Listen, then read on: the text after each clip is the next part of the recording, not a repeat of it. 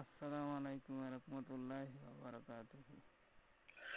ওয়ালাইকুম আসসালাম রহমতুল্লাহি ওয়া বারাকাতুহু। হারাম বেহেশতের মুকাম তুমি যার বান্দা, আমি তার গোলাম। তোমাদের জন্য তৈরি রাখবে জান্নাতের বাগান। দোয়া করি আর শিখবাত করি, আল্লাহ তোমাদের হায়াত দারাজ করবে, রিজিক বরকত দান করবে, বালা মুসিবত থেকে উদ্ধার করবে। আল্লাহ তোমাদের মনের আশা কামনা বাসনা পূর্ণ করবে। বাবা, জি বাবা। আল্লাহ পাকের এই দিন ও দুনিয়ার বুকে আল্লাহর হুকুম আদেশে তোমার দাদু ভাইয়ের তো বিপদ হয়েছে, বুঝতে পেরেছো?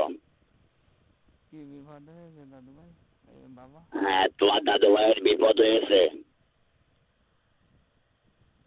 আল্লাহ পাকের দিন ও দুনিয়ার বুকে আল্লাহর হুকুম আদেশে যে দুধকে আনতে গিয়েছিল, দুনিয়ার বুকে আল্লাহর হুকুম আদেশে এমাউন্ট জমিনের মধ্যে সে মক্কা মদিনা ছেড়ে আল্লাহর হুকুম আদেশে 7 সমুদ্র 13 নদীর মাঝপথে তোমার দাদু ভাইয়ের বিপদ হয়েছে, বুঝতে পেরেছো? আল্লাহর হুকুম আদেশে এদিন ও দুনিয়ার বুকে এই 7 সমুদ্র 13 নদীর বাদশা খোঁজ খেজুর, বুঝতে পেরেছো? নাম শুনেছিলে? খোঁজ খেজুরের নাম শুনেছিলে? দুনিয়ার বুকে আল্লাহর হুকুম আদেশে এই 7 সমুদ্র 13 নদীর আল্লাহর হুকুম আদেশে বাদশা খোঁজ খেজুর জমিনের মধ্যে তার সৈন্যকে নিয়ে তাকে আটকায় রেখেছে, বুঝতে পেরেছো? আল্লাহ পাকের এদিন ও দুনিয়ার বুকে আল্লাহর হুকুম আদেশে মানব জমিনের মধ্যে এদিন ও দুনিয়ার বুকে 7 সমুদ্র 13 নদী বিপজ্জনক জায়গা, ভয়ঙ্কর জায়গা, বুঝতে পেরেছো? তোমাদের মানবেরা আল্লাহর হুকুম আদেশে জমিনের মধ্যে, তোমাদের মানবের মধ্যে তিনি বৈজ্ঞানিক জমিনের মধ্যে আল্লাহর হুকুম আদেশে পৃথিবীর শেষ প্রান্তে কি জানো? পৃথিবীর শেষ প্রান্তে কি জানো?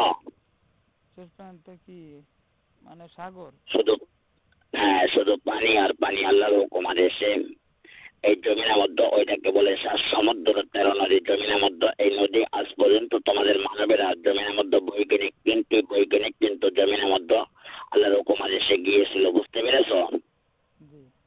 তারা কিন্তু আল্লাহর হুকুম আদেশে ফেরত আসতে পারে নাই, পেরেছে? না, পারে নাই। জমিনের মধ্যে আল্লাহর হুকুম আদেশে এই 7 সমুদ্র 13 নদী পার হয়ে জমিনের মধ্যে 1000 মাইল পর সে জমিনের মধ্যে আল্লাহর হুকুম আদেশে এদিন ও দুনিয়ার বুকে ফিরে আল্লাহ পাকের হুকুম আদেশে এদিন ও দুনিয়ার বুকে কৈতাব নগর, কৈতাব জঙ্গল হইতে দুধকে আনার পথে 7 সমুদ্র 13 নদীর মাঝপথে বাদশা খোয়াজ খেজুর তার সৈন্যকে নিয়ে তোমার দাদু ভাইকে আটকায় রেখেছে, বুঝতে পেরেছো? আল্লাহ পাকের দিন ও দুনিয়ার বুকে আল্লাহর হুকুম আদেশে আমরা অনেক চেষ্টা করিতেছি, জমিনের মধ্যে এখনো তাকে ফেরত আনতে পারি নাই, বুঝতে পেরেছো? দিন ও দুনিয়ার বুকে আল্লাহর হুকুম আদেশে মানব জমিনের মধ্যে এদিন ও দুনিয়ার বুকে আগামীকালও আল্লাহ পাকের হুকুম আদেশে জমিনের মধ্যে আমরা যাবো, বুঝতে পেরেছো? জি। এখন আমি কি করবো বাবা? দিন আগে যাইতেছি, আমি কিছু করতে পারছি না, পা বাড়াতে পারতেছি না। তাহলে তোমার দাদু ভাইয়ের সাইডে তোমার বিপদে বেশি হলো। বিপদ বেশি হলে এখন তো দিন বাড়ি এসে যন্ত্রণা করতেছে। আল্লাহ পাকের দিন ও দুনিয়ার বুকে আল্লাহর হুকুম আদেশে এই জমিনের মধ্যে মন ও দিলে ধৈর্য ধারণ করো, বুঝতে পেরেছো বাবা? ধৈর্য তো কারণ দুনিয়ার বুকে আল্লাহর হুকুম আদেশে তোমার জমিনের মধ্যে তোমার দাদু ভাইয়ের বিপদ হয়েছে।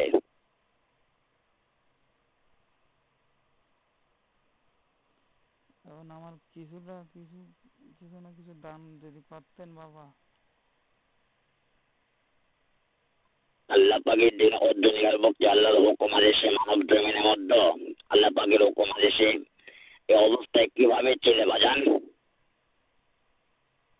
বাবা ছেলে তো দান করতে অন্যভাবে তাই বাবা বলেছি তোমার দাদু ভাইকে আটকায় রেখেছে 7 সমুদ্র 13 নদীর মাঝপথে, বুঝতে পেরেছো?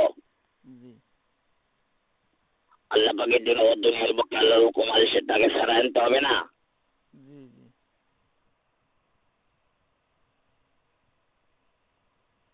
মন এবং দিল আল্লাহর হুকুম আদেশে জমিনের মধ্যে দোয়া করবে যে তোমার দাদু ভাই যেন জমিনের মধ্যে ফিরে আসে, তোমরা আল্লাহর হুকুম আদেশে জি দোয়া তো করি অবশ্যই। কি দোয়া করো তুমি জানো? তোমার দাদু ভাই আটকে বলেছে। এখন এখন জানলাম।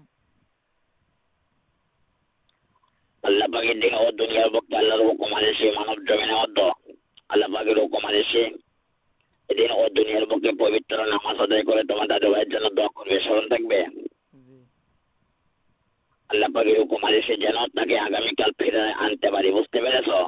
জি আল্লাহ পাকের হুকুম আদেশে জমিনের মধ্যে তাকে জমিনের মধ্যে আল্লাহর হুকুম আদেশে ফিরে আনতে পারলে জমিনের মধ্যে আল্লাহর পবিত্র নিয়ামতের সম্পদ আগামীকাল গভীর রজনীতে তোমার ঘরে দেবো, বুঝতে পেরেছ? জি আল্লাহর হুকুম আদেশে কিন্তু তোমাদেরকে পবিত্র নামাজ আদায় করে করে দোয়া করতে হবে, স্মরণ থাকবে। জি আল্লাহর কাছে দুইটা ফরিয়াদ করবে, আল্লাহ পাকের হুকুম আদেশে আল্লাহর কাছে দুইটা হাত উঠায় ফরিয়াদ করবে যে জমিনের মধ্যে আল্লাহর হুকুম আদেশে আমার দাদু ভাই জমিনের মধ্যে আল্লাহর হুকুম আদেশে বিপদ হয়ে পড়েছে, আল্লাহ তুমি তাকে উদ্ধার করো, বুঝতে পেরেছ? জি নামাজ পড়ে পড়ে আল্লাহ পাকের হুকুম আদেশে আল্লাহর দরবারে দোয়া করবে। দুনিয়ার পক্ষে আল্লাহর হুকুম আদেশে মানব জমিনের মধ্যে তোমার দাদু ভাই আসতে দেরি, পবিত্র সম্পদ তোমার ঘরে উঠাইতে দেরি হবে না, বুঝতে পেরেছ? জি আল্লাহ পাকের এদিন ও দুনিয়ার পক্ষে আল্লাহর হুকুম আদেশে স্মরণ থাকবে। স্মরণ থাকবে। জি কি বলেছি? বলেছেন দোয়া করতে নামাজ পড়ে কি দোয়া করবে?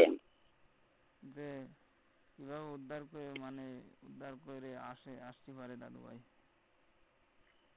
আল্লাহ পাকের দিন ও দুনিয়ার পক্ষে আল্লাহর হুকুম আদেশে এ মানব জমিনের মধ্যে তোমার দাদু ভাই আসতে যে দেরি জমিনের মধ্যে পবিত্র সম্পদ তোমার ঘরে উঠাইতে অত সময় লাগবে না, বুঝতে পেরেছ?